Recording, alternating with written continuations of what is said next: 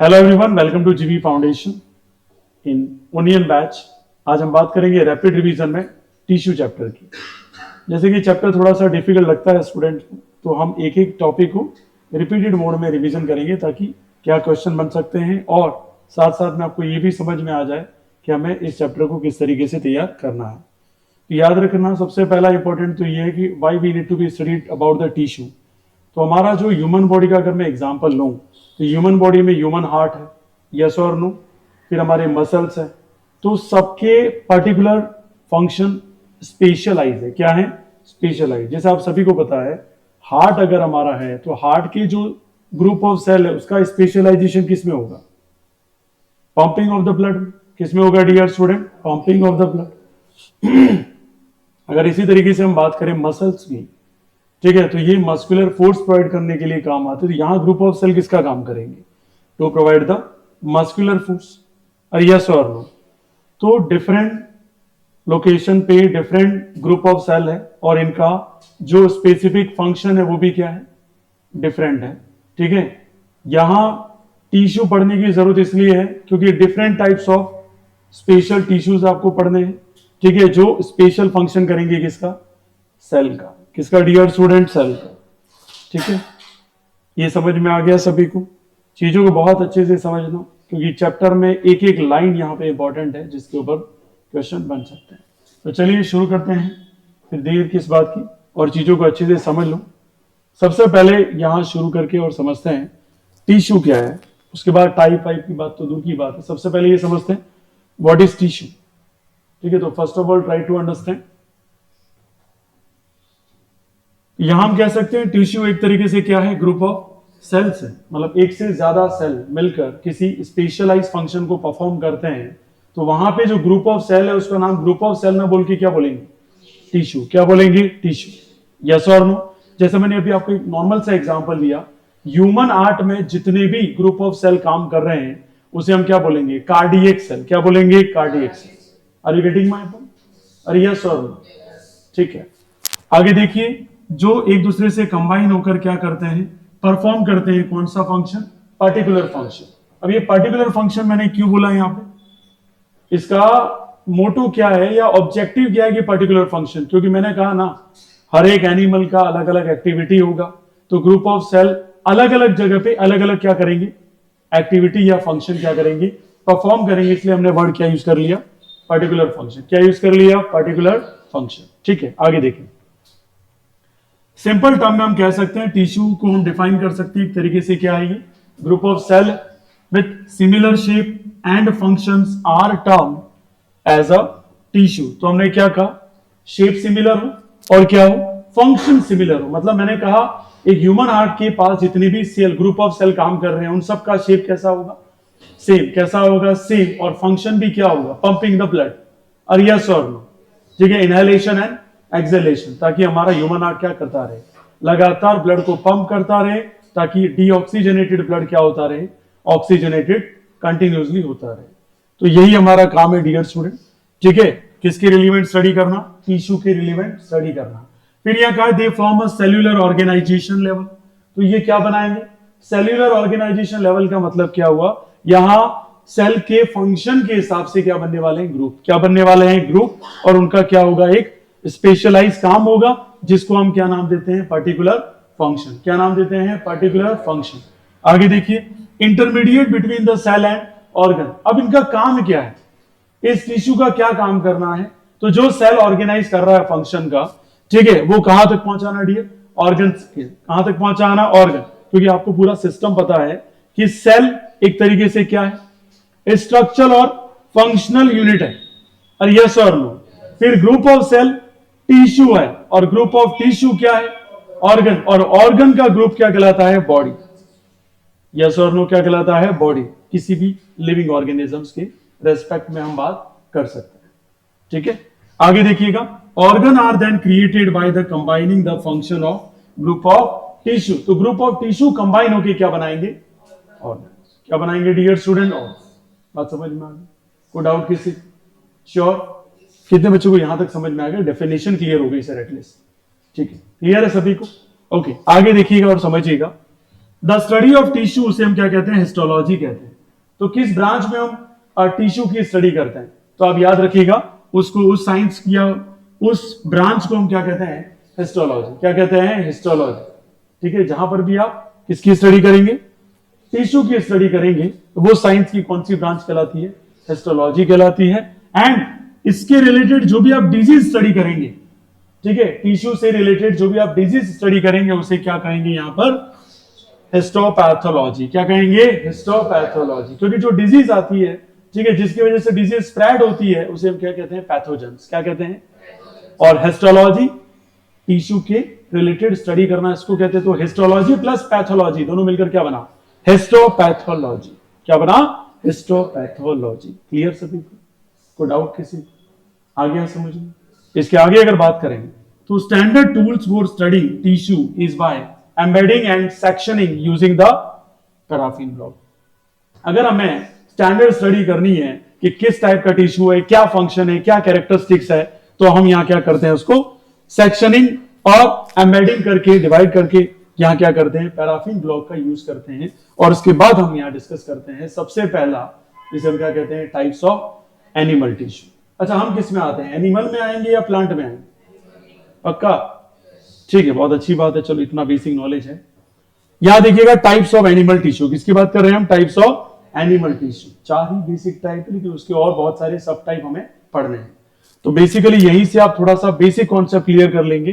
पहला कौन है, एपिथेलियल। दूसरा कौन है, नर्वस।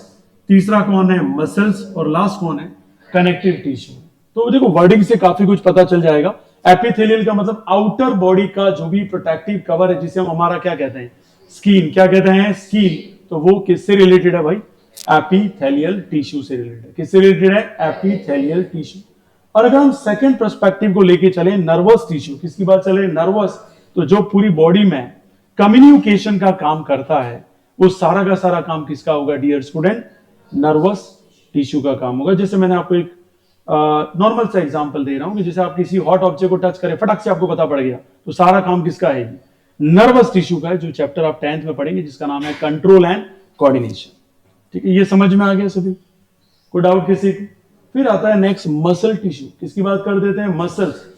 जो किसी हैवी ऑब्जेक्ट को उठाने के लिए हमारी बॉडी खुद जो वॉक कर रही है, ठीक है, जिसकी वजह से हम अपना सारा नॉर्मल जो फंक्शन है वो कर पा रहे हैं, वो सारा का सारा किसकी वजह से होता है, मसल टिश्यू की वजह से होता है। किसी के ज्यादा ही मसल्स होते हैं तो काफी क्या होता है dear student, attractive force as well as उसकी स्टेमिना बहुत ज्यादा होता है।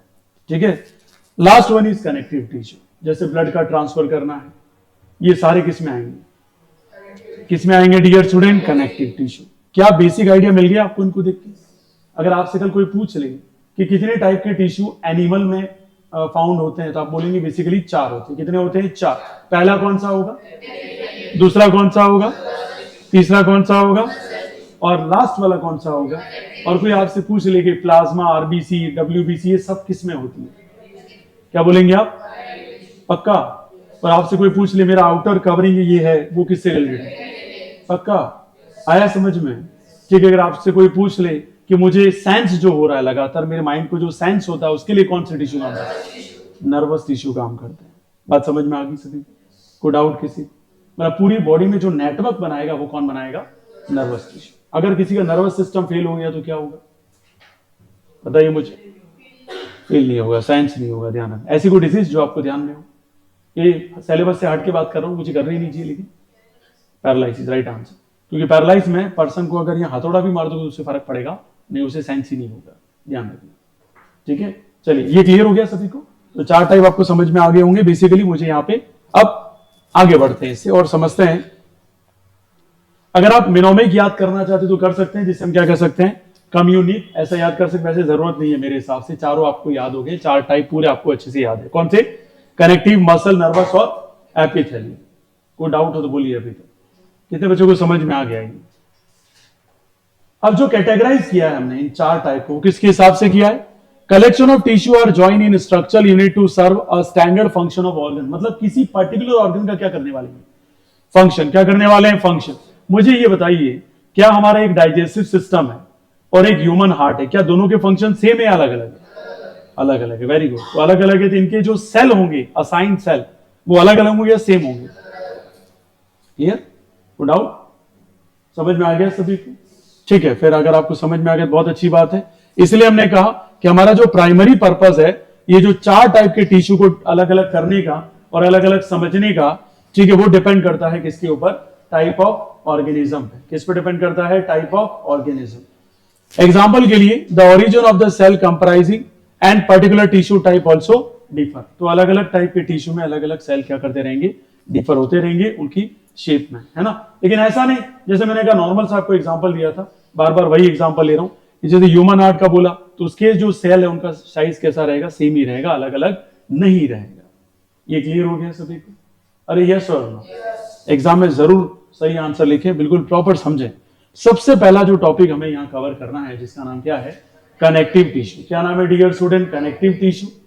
तो कनेक्टिव टिश्यू है क्या? अभी तो बेसिक बेसिक इंट्रोडक्शन पे चलेंगे, फिर थोड़ा सा और डीप पे जाएंगे, जिससे आपको तकलीफ भी पड़ेगी, क्योंकि आपको पुराना नहीं आएगा तो नया आपको बहुत डिफिकल्ट लगेगा। मेरा यही कहना है, मैं अगर ये पूरा पढ़ा रहा हूं बेसिक, तो बेसिक पे ध्यान देंगे तो नया एड ऑन होता जाएगा। ठीक है, ध्यान रखना। यहां सबसे पहले देखिए कनेक्टिव टिश्यू, किसकी बात कर रहे हैं? Connective tissue. मेरे साथ रिपीट भी करते थे, मैं छोटे छोटे बीच बीच में क्वेश्चन पूछता रहूंगा, ताकि आप क्लास में अटेंटिव हैं या नहीं। ठीक है, देखिएगा इधर, they are the group of tissue. क्या बोलते हैं इसे? ग्रुप ऑफ टिश्यू, जो किसके बने हुए हैं? सेल्स के बने हुए, and separated by non living material. इसको सेपरेट करने के लिए कौन है यहां पर? Non living material, called as an extra cellular matrix. क्या कहते हैं इसको? Extra cellular matrix. ठीक है, तो यहां सेपरेशन के लिए कौन है? नॉन लिविंग ऑर्गेनिज्म है। कौन है? नॉन लिविंग ऑर्गेनिज्म, जो क्या बोला जाता है इसको? Extra cellular matrix. क्या करता है सर? ये टिश्यू प्रोवाइड करता है shape to the different organs. तो ऑर्गन्स को शेप प्रोवाइड करने का काम कौन करेगा? Connective tissue. कौन करेगा? Connective tissue. और मेंटेन करेगा उसकी पोजीशन को। अब कई बार आप सोचते होंगे, ह्यूमन हार्ट गिर के पेट में क्यों नहीं गिर गया? नीचे क्यों नहीं गिर रहा है? क्योंकि यहां याद रखिएगा कौन काम कर रहा है, इनको बिल्कुल पोजीशन या लोकेशन पे सेट करने के लिए कौन काम करता है? Connective tissue. कौन काम कर रहा है? ठीक है, आगे देखिएगा। एग्जाम्पल में कौन आ जाएगा?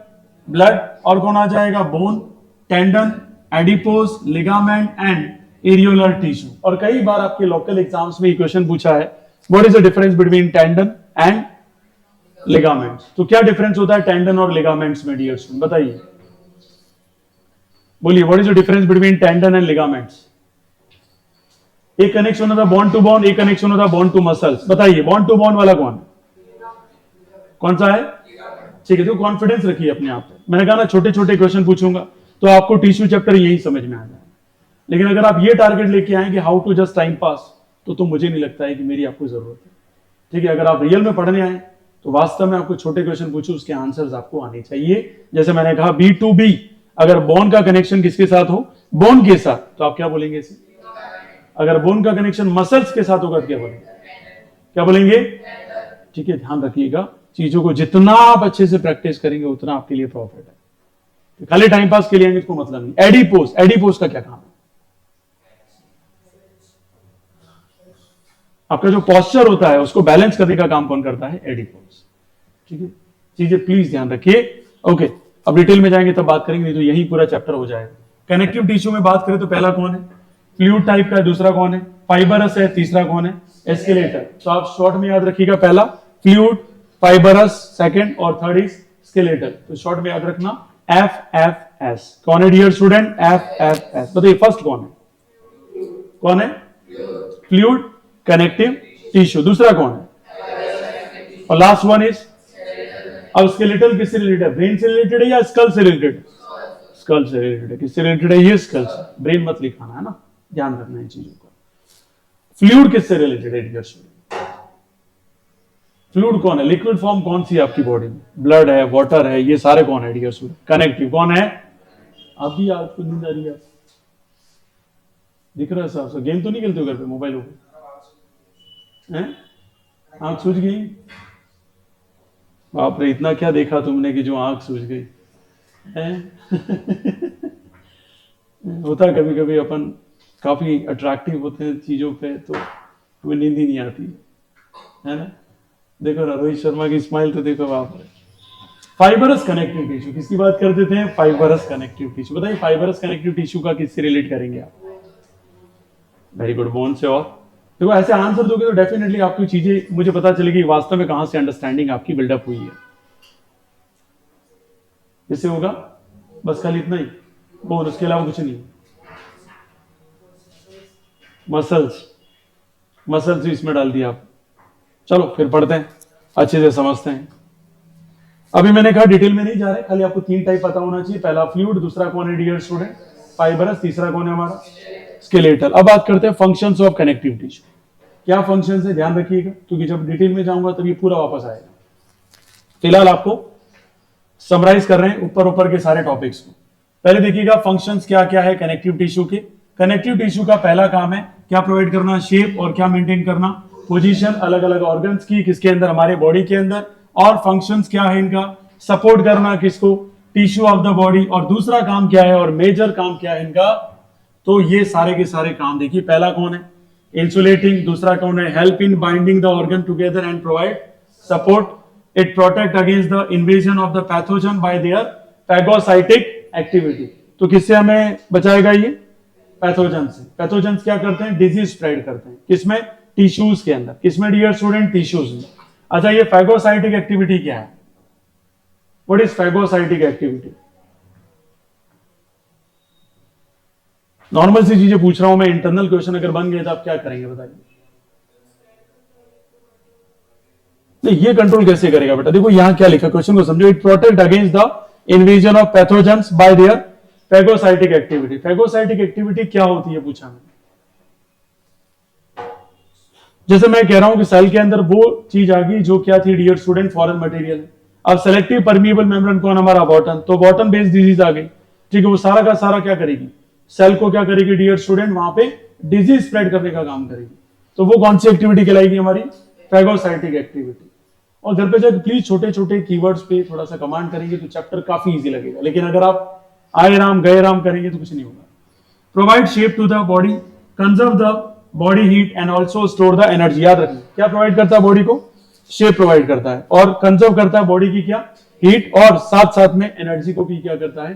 स्टोर करता है। कौन करता है? Connective tissue. ये इन्वॉल्व होता है किसमें? ट्रांसपोर्टेशन ऑफ कौन? वाटर। जैसा कि मैंने कहा फ्लूइड के अंदर आएगा ये। Nutrition, minerals, hormones, gases, wastage and other substance with in the body. ठीक है, तो अब देखो इतना पढ़ लिया। अब थोड़ा जब डीप आएगा तब ध्यान रखना है जाइलम, ठीक है, आपको पता है ट्रैकिड्स, हम बहुत सारी चीजें पढ़ेंगे यहाँ पे। तो आपको पता होना चाहिए कि जाइलम के टाइप पढ़ाऊंगा मैं आपको, फिर आपके फ्लोएम के टाइप पढ़ेंगे। तब आप ये नहीं हो जाए सर ये बहुत डीप चला गया। डीप नहीं चला गया, आपको बेसिक पहले समझा दिया है, तो फिर एड ऑन हम करेंगे ताकि हमको ये समझ में आ जाए क्वेश्चन कितना भी डिफिकल्ट आ जाए हमें नॉलेज होना चाहिए। ठीक है, तो बेसिक आपको आइडिया क्या होना चाहिए? कनेक्टिव टिश्यू में काम क्या होता है? Water, nutrient, mineral, hormone, gases, wastage and other substance को within the body transfer करना। क्या करना? ट्रांसफर।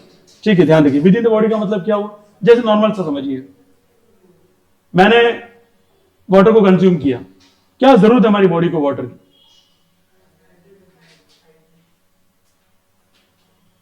बॉडी को कहां जरूरत है? मैं ये कह रहा हूं बॉडी को जरूरत क्यों? जैसे नॉर्मल एग्जांपल समझिए, मैंने ऑक्सीजन को इनहेल किया, जरूरत क्या है ऑक्सीजन की? ऑक्सीजन किसको बाहर निकलता है? कार्बन को। किसको बाहर निकलता है? कार्बन। क्योंकि बॉडी में कार्बन ज्यादा हो गया तो हमारा जो ब्लड है वो कैसा हो जाएगा? कार्बोक्सी हीमोग्लोबिन बना देगा और हम मर जाएंगे। तो लगातार क्या हो रहा है? हम जैसे इनहेल कर रहे हैं, इम्प्योर ब्लड कहां आ रहा है हमारे? ठीक है, लंग्स में आ रहा है, हार्ट से होते हुए लंग्स में आ रहा है। लंग्स में ब्रोंचियल्स क्या करती है? उसके साथ मिक्स होकर इसको क्या कर रही है? प्योरीफाई कर रही है। वैसे ही वाटर की क्या जरूरत है हमारी बॉडी में?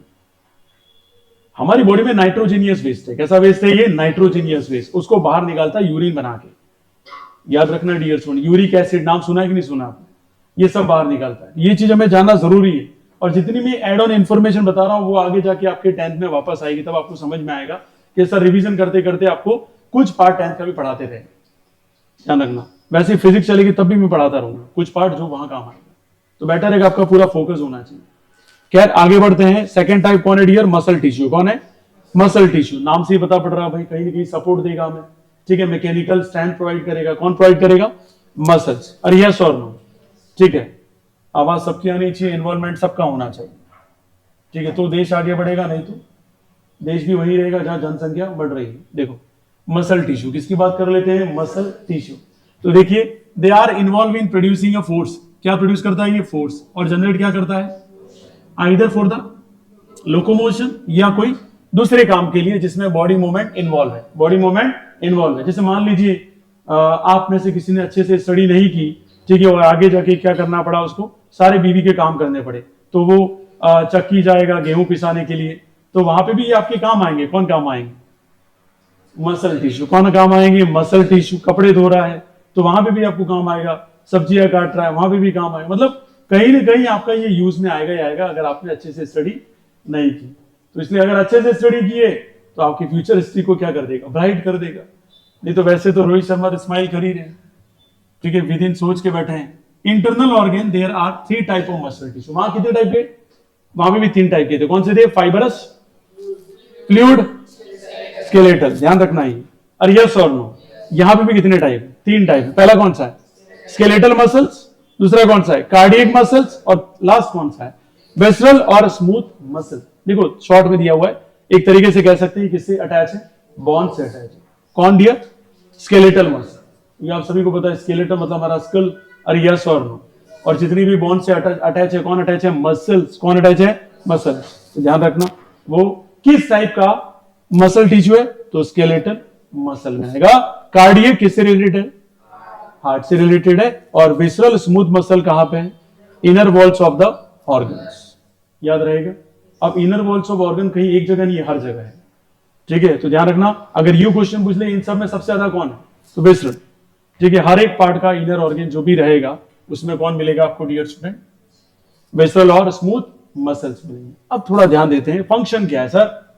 तो मसल टिश्यू एक तरीके से एसोसिएटेड है किसके साथ, मूवमेंट्स, जैसे आप वॉक कर रहे हैं, रन कर रहे हैं, किसी चीज को लिफ्ट कर रहे हैं, स्विंग कर रहे हैं, and picking and dropping object, they other major function of the muscle tissue in the body are. एक तरीके से मैं यूं कह सकता हूं मैकेनिकल स्ट्रेंथ प्रोवाइड कर देता है किसको, हमारी बॉडी।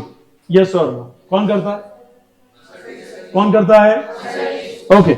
अब देखो सबसे पहला अगर हम यहां समझने की कोशिश करें तो ये हेल्प करता है मेंटेनिंग द इरेक्ट पोजीशन और पोस्चर।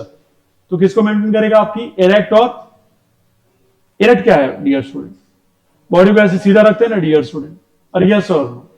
तो इरेक्ट पोजीशन और पोस्चर क्या है, ऐसे ऐसे रहते बहुत सारे, तो पोस्चर पूरा ऐसे मेंटेन करके चलेगा, जैसे जिम वाला सिखाता है ऐसे नहीं करता, ऐसे करके रखना ही, ठीक है, ताकि पीछे से पोस्चर मेंटेन रहे। Are you getting my point, खास करके सभी को ये सिखाते हैं। अब आपने की है तो आपको पता ही होगा, और वैसे भी धैर्य तो इसमें मास्टर है क्योंकि इसने जिम कर रखी। चलिए फर्स्ट क्या है डियर स्टूडेंट, हेल्प करता है maintain the erect position of posture. दूसरा क्या है, help in constriction of the organ and blood vessels, ठीक है। अच्छा ये क्या है सर, कॉन्स्ट्रिक्शन ऑफ ऑर्गन्स और ब्लड वेसल्स क्या है, what do you mean by this, बताइए इसमें। याद रखना मसल टिश्यू का ये काम होता है कि जहां ब्लड सप्लाई हो रही है तभी जाके क्या करेगा, कोई ऑर्गन काम करेगा। बिना ब्लड सप्लाई के कोई भी ऑर्गन काम कर सकता नहीं है। तो जहां पर भी जरूरत है वहां तक क्या करेगा, मसल अपने आप को कॉन्ट्रैक्ट करेगा और ब्लड आगे पहुंचा देगा। ये भी इसकी खासियत होती है डियर्स। थर्ड फंक्शन क्या है, ये इन्वॉल्व करता है किसमें, वॉलंटरी और इनवॉलंटरी मूवमेंट्स में, ठीक है। बता सकते हैं वॉलंटरी मूवमेंट कौन सा आपके अंदर,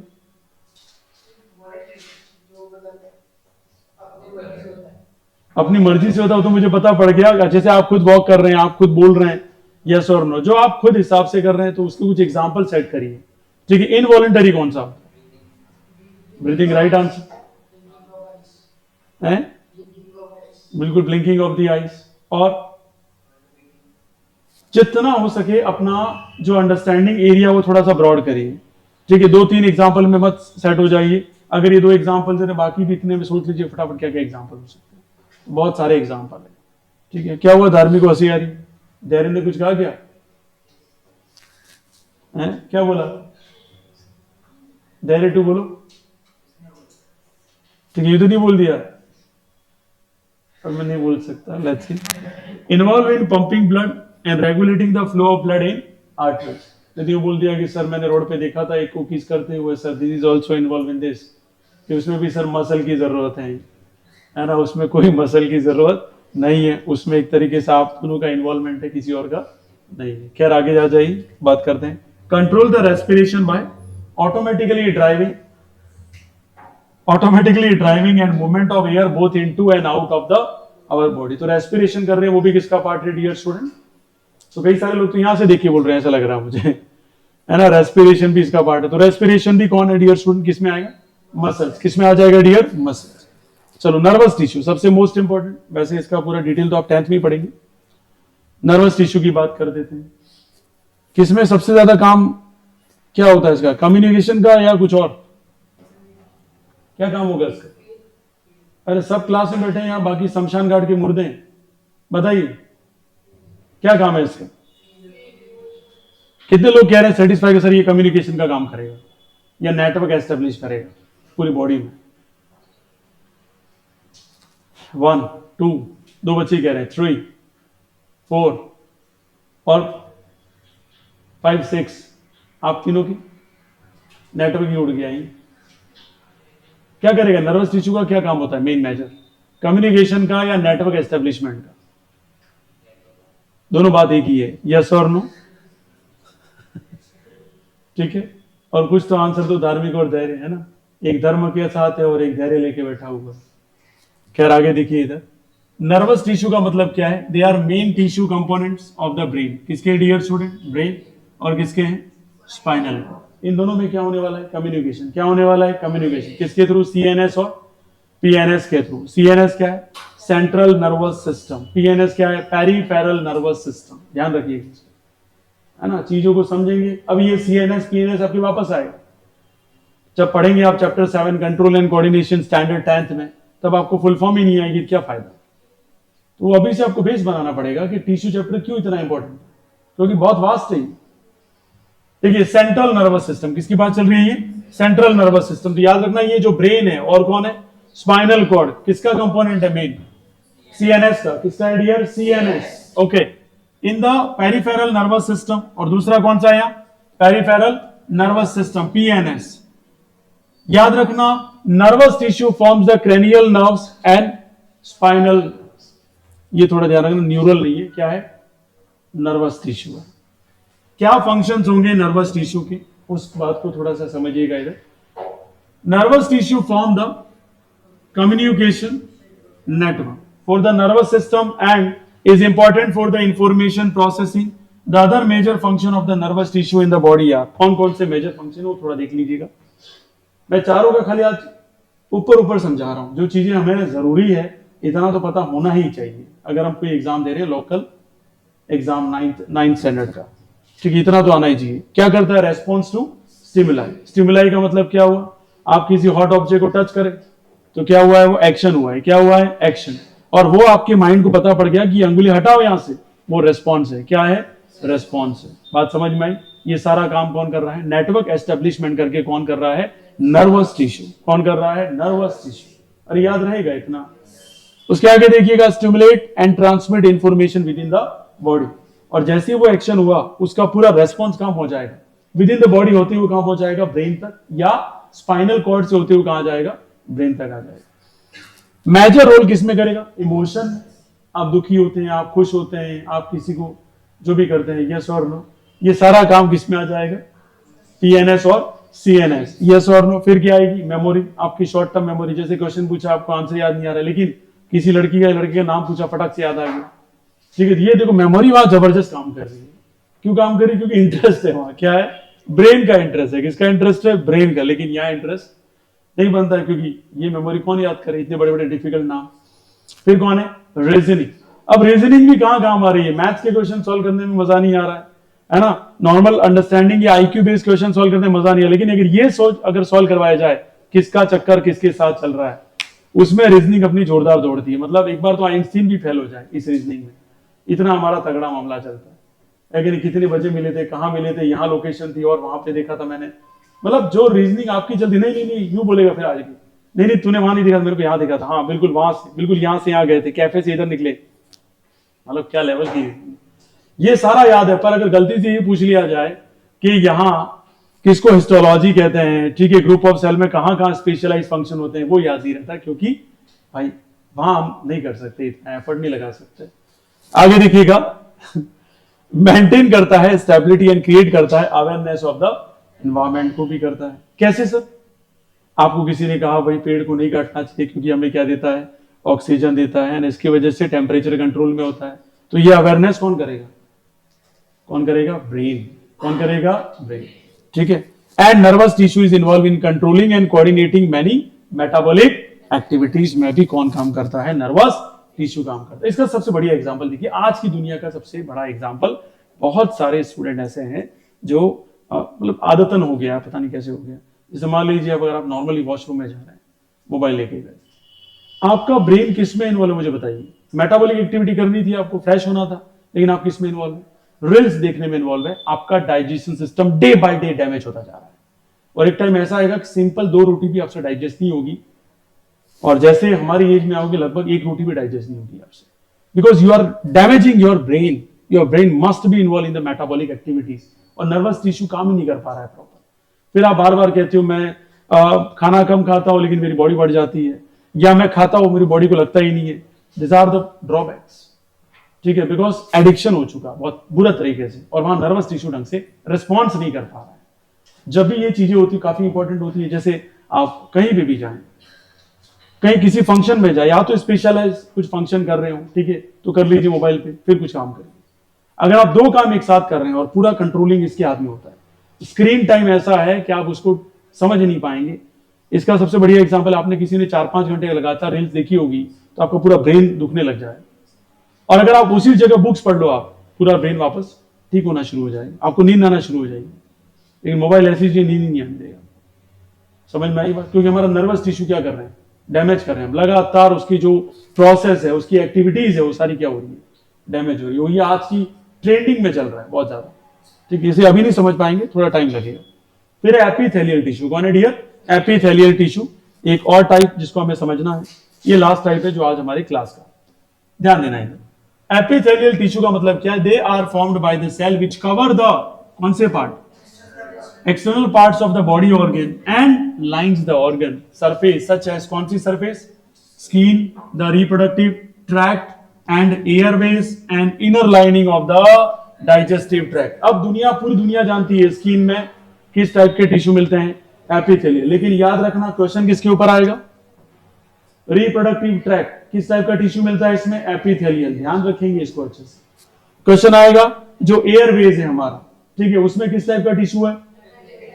और पूछा जाएगा इनर लाइनिंग। इनर लाइनिंग किसकी पूछी गई है? Digestive tract. वहां पर भी कौन है?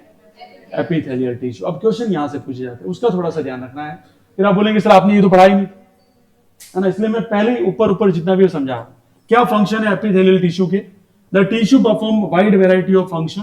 पहला, play a major role in sensory reception, excretion, filtration and other metabolic activities. याद रखिएगा, एपिथेलियल टिश्यू किसमें काम कर रहा है?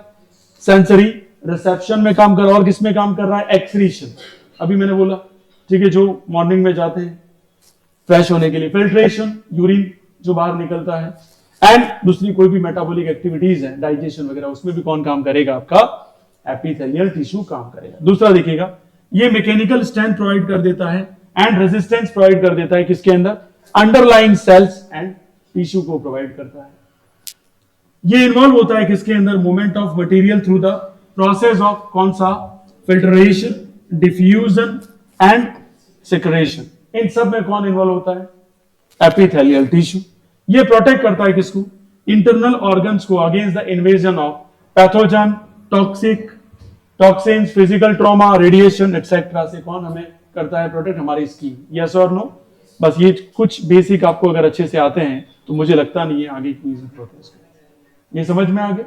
सो रिमेनिंग जो पार्ट है वो हम कल डिस्कस करेंगे। आज जितना पढ़ा है उसको प्लीज अच्छे से आप क्या करेंगे?